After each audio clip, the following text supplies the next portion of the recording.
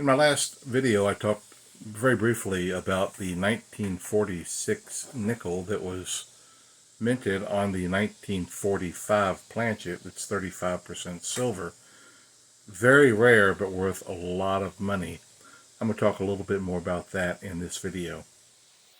Here's a group of wartime nickels, 42 to 45, and they're 35% silver composition. They all weigh 5 grams, and you can always tell the 42 through 45 by the large mint mark above the Monticello. And that's how you know.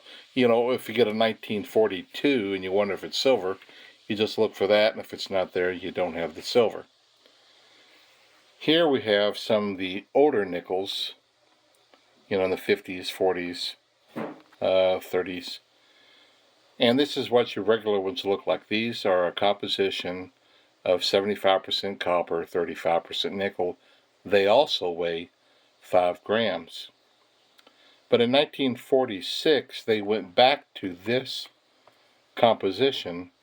Only an unknown number of the planchets from this era got minted in the 1946s, and they are worth up to tens of thousands of dollars. Only a handful of them have been found, but it's reported that they're certain there's more out there.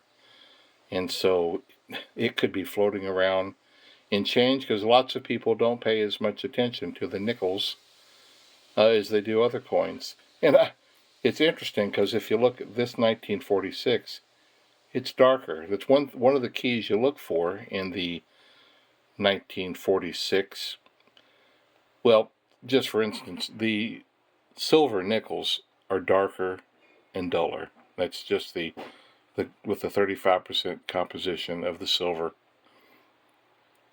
Whereas the copper and nickels are brighter, shinier.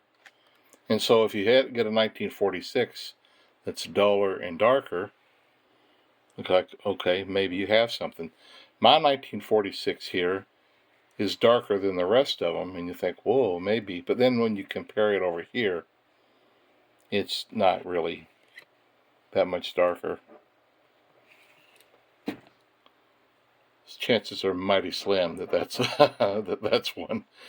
One of the problems is, how do you tell for sure? Because they both weigh 5 grams, and the silver 1946 will not have the special larger mint mark on top of the Monticello, because it was not intended to be one of the special coins made during the wartime era. If you think you could possibly have found one, the best thing you can do is to get it professionally graded, because it'll just be no way to determine for sure if you found one. Remember that the reverse side of the coin will not have the large mint mark above the Monticello that you normally find on the silver coins.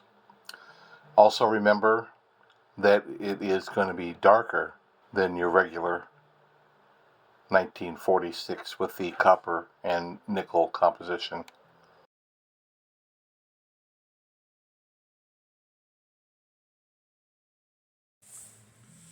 Good luck in finding one. I hope you do. If you happen to find one, buy me a cup of coffee.